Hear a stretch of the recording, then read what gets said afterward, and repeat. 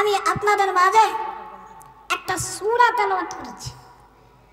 এই সূরাটার ভিতরে এত সওয়াব আল্লাহ দিয়েছেন, অন্য কোন সূরার মধ্যে এত সওয়াব আল্লাহ দেয় নাই। সূরাটার নাম হলো সূরাতুল ইখলাস। সূরাটার নাম কি? সূরাতুল ইখলাস। পারেন না? পারি, সবাই পারি। আমরা পারি না এরকম কোন মুসলমান আছে এই জায়গায়? নাই, সবাই পারি। অথচ এই সূরাতুল ইখলাস একবার তেলাওয়াত করলে কি হয়, কতটুকু সওয়াব আমার আমলনামায় লেখা হইতেছে আমি কিন্তু জানি না। এই সূরাতুল ইখলাস যে বান্দা একবার তেলাওয়াত করবে, আল্লাহ তাআলা বলেন কুরআনুল কারীমের 3 ভাগের 1 ভাগ তেলাওয়াত করলে যেই পরিমাণ সওয়াব হইতো, ওই সূরাতুল ইখলাস একবার তেলাওয়াত করনেওয়ালা ব্যক্তির আমলনামায় ওই পরিমাণ সওয়াব আমি আল্লাহ লিখে দিই। আর একটু জোরে বলুন সুবহানাল্লাহ। 10 পারা কোরআনের সওয়াব, এটা আমার কথা না, উলামায়ে কেরামরা লিখছেন। তাহলে একবার তেলাওয়াত করলে যদি 10 পারা সওয়াব হয়, 3 বার তেলাওয়াত করলে কুরআনুল কারীম খতমের সওয়াব। তাহলে এই সূরাটা আমরা যদি প্রতিদিন 90 বার করে পড়ি, আমার আপনার আমলনামায় প্রতিদিন 30টা করে কুরআনুল কারীম খতমের সওয়াব ঢুকতেছে। আজকের থেকে তেলাওয়াত বেশি করব না কম করব? এইবার আসেন, আল্লাহর রাসূল একদিন মিম্বারের মধ্যে বসা, একজন সাহাবী আয়েশা বলতেছেন, ইয়া রাসূলুল্লাহ, আমার সংসারে অভাব, কামাইয়ের মধ্যে বরকত নাই, আমার কিছু বকরি আছে ওইগুলো তেমন দুধ দেয় না, আপনি একটা আমল দিন যে আমলটা করার কারণে আমার আল্লাহ আমার সংসারের মধ্যে বরকত দিবেন। আল্লাহ রাসূল বললেন, এই যে সূরাতুল ইখলাস, এটা বেশি থেকে বেশি তেলাওয়াত করো। ওই সাহাবীটা চলে গেলেন, এই সূরাতুল ইখলাসের উপরে তিনি বেশি থেকে বেশি আমল করলেন। 1 সপ্তাহ পর নবীর সাথে দেখা হওয়ার পরে নবীজি জিজ্ঞাসা করলেন, কি তোমার সংসারে না অভাব ছিল, তোমার এখন কি অবস্থা? বলতেছে, ইয়া রাসূলুল্লাহ, ওই সূরাতুল ইখলাস তেলাওয়াত করার বরকতে আমার আল্লাহ এত বরকত আমার সংসারে দিয়েছে, নিজে খাই অপরকে দেই তারপরেও শেষ হয় না।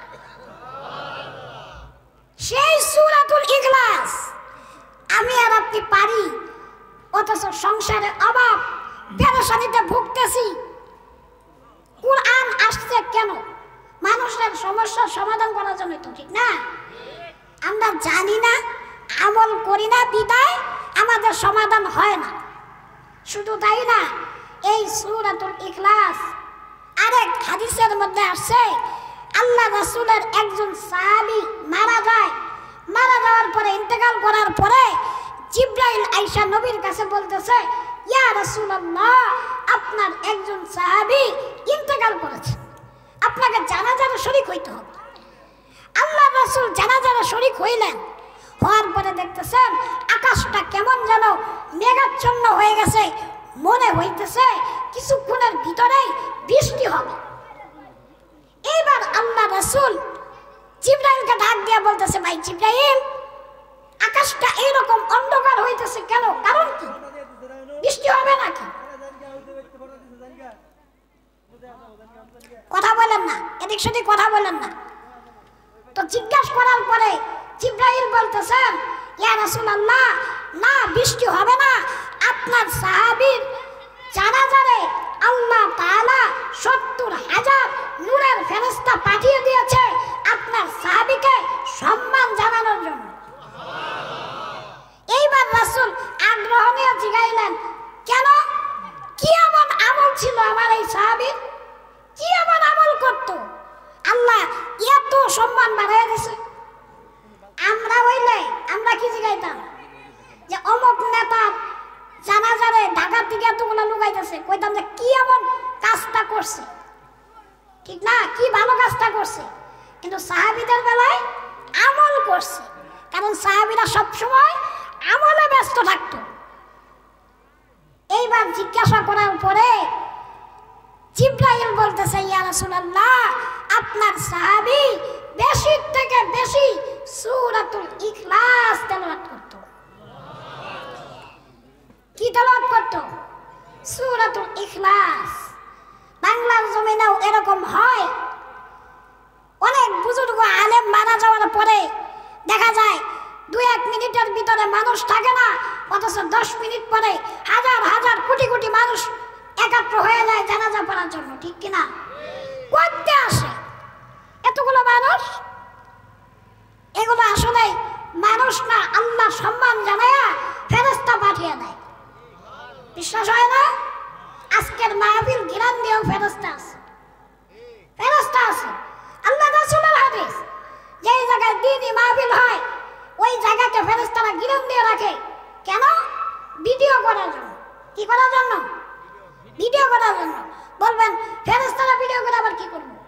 আরে মুসলমান, কাল হাসরের ময়দানে তুমি যখন বিপদে পড়বা, তুমি যখন জাহান্নামের আসামি হয়ে যাবা, এই ভিডিও দেখাইয়া ফেরেশতারা আল্লাহ দরবারে পেশ করবে আর বলতে থাকবে, আল্লাহ এই তোমার বান্দাটা এই যে দেখো দ্বীনি মাহফিলে গিয়েছিল, এই টাইম থেকে নিয়ে এই টাইম পর্যন্ত ছিল, কোরআনের আলোচনা শুনেছে, এর উসিলায় কি তোমার এই বান্দাটা মাপ পাবে না? এটা বলবে। এরপরে আল্লাহ এটা দেখে খুশি হয়ে আমাকে আপনাকে মাফ করে দিতে পারে কি পারে না? মাফ করে দিতে পারে। এখন আসেন, সূরাতুল ইখলাস কেন নাজিল হইল? কুরআনুল কারীম নাজিল হওয়ার কিছু প্রেক্ষাপট আছে, ঘটনা আছে। কেন নাজিল হইল আমরা জানি। যারা কুরআন সূরাতুল ইখলাসের তাফসীর পড়েছে, ব্যাখ্যা পড়েছে, তারা জানে এই সূরাতুল ইখলাস আল্লাহর পরিচয় দিয়েছে। কি দিয়েছে? আল্লাহর পরিচয় দিয়েছে। আল্লাহ কুরআনুল কারীমের ভিতরে অন্য কোথাও এইভাবে এত স্পষ্টভাবে আল্লাহ পরিচয় দেয় নাই। কেন আল্লাহ এত স্পষ্টভাবে পরিচয় দিল? কেন? কিছু ইহুদি খ্রিস্টান, কিছু কাফেরের দলেরা আল্লাহ রাসূলের কাছে আইসা প্রশ্ন করতেছে, হে মুহাম্মদ, তুমি যে সারাদিন এক খুদা খুদা বলো, এক আল্লাহর দাওয়াত দাও, আচ্ছা সত্যি করে বলো তো তোমার আল্লাহ কয়জন? আমাদের তো খুদার অভাব নাই, আমাদের মূর্তির অভাব নাই, এক একজনের কাছে যাই আমরা এক একটা চাই, কিন্তু তুমি তো বলো এক আল্লাহ, আমাদের বিশ্বাস হয় না, বলো তো। এরপরে প্রশ্ন করলেন, এই যে তামাম দুনিয়াটা তুমি বলো তোমার আল্লাহ চালাইতেছে, আমরা তো কিছু করতে গেলে এমপির প্রয়োজন হয়, মন্ত্রীর প্রয়োজন হয়, সরকারের প্রয়োজন হয়, আমাদের বসের চাইতেও বস আছে, উপরের চাইতেও উপর আছে, তুমি বলো তো তোমার আল্লাহ কার কাছ থেকে সাহায্য আনে? প্রশ্নটা বুঝলেন? কার কাছ থেকে সাহায্য আনে? এরপরে বলতেছে, এ মুহাম্মদ, তোমারও তো বাবা আছে, তোমার বাবারও তো বাবা আছে, তার বাবারও তো বাবা আছে, অর্থাৎ বংশ আছে। তোমার আল্লাহর কি কোনো বংশ আছে? এই যে তুমি বিয়ে করছো, তোমার সন্তান আছে, আমরাও বিয়ে করছি, আমাদেরও সন্তান আছে, তুমি বলো তো তোমার আল্লাহর সন্তান আছে, থাকলে কে? লাস্ট প্রশ্ন হইল, তোমার আল্লাহ আসলে দেখতে কেমন? আমাদেরকে একটু বর্ণনা করে বুঝাও। প্রশ্ন কয়টা? চারটা। কয়টা? চারটা। 1 নাম্বার, তোমার আল্লাহ কয়জন? 2 নাম্বার, তোমার আল্লাহ এত শক্তি পায় কোথা থেকে? 3 নাম্বার, তোমার আল্লাহর বংশ আছে নাকি, সন্তানাদি আছে নাকি? 4 নাম্বার, তোমার আল্লাহ দেখতে কেমন? আমাদেরকে বোঝাও। এখন রাসূল তো মন গড়া কোনো জবাব দেয় না, কারণ আল্লাহ রাসূল, আল্লাহ যদি হুকুম না করে আল্লাহ রাসূল কি কিছু বলতে পারে? আল্লাহ রাসূল বসে গেলেন, সাথে সাথে জিবরাইল হাজির, ডাক দিয়ে বললেন, ইয়া রাসূলুল্লাহ, ভয় পাওয়ার কিছু নাই। এই কাফেরদের জবাব আমার আল্লাহ দিয়ে দিয়েছে। বলুন সুবহানাল্লাহ। আপনি বলে দেন কুল হুয়াল্লাহু আহাদ, আল্লাহ এক। এক মানে যার কোনো দ্বিতীয়তই নাই। কি নাই? দ্বিতীয়তই নাই। পাঁচের আগে কি আছে? কথা বোঝা নাই। চার, চারের আগে তিন, তিনের আগে দুই, দুইয়ের আগে এক, একের আগে জিরো, জিরোর আগে নাই। এরপরে বাইর করতে পারবেন? নাই। আল্লাহ এক, যার কোনো দ্বিতীয়তই নাই। আল্লাহু সামাদ, আল্লাহু সামাদ। আল্লাহ কারো মুখাপেক্ষী নয়, আল্লাহ কারো গোলাম নয়। আল্লাহ কারো কি নয়? গোলাম নয়। লাম ইয়ালিদ ওয়া লাম ইউলাদ। আল্লাহ কাউকে জন্ম দেয়ও নাই, কোন জায়গা থেকে জন্ম নেয়ও নাই। জন্ম দেয়ও নাই, জন্ম নেয়ও নাই। কেন? জন্মই যদি না হয়, জন্মই যদি না দেয়, কেন বংশ আসবে কোথা থেকে? বিয়ে করলো কবে? জন্মই যদি না দেয়, সন্তান আসবে কোথা থেকে?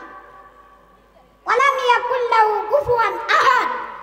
তিনি তার মতো দেখতে, তার মতো আকৃতি পৃথিবীর জমিনে আর কিছু নাই।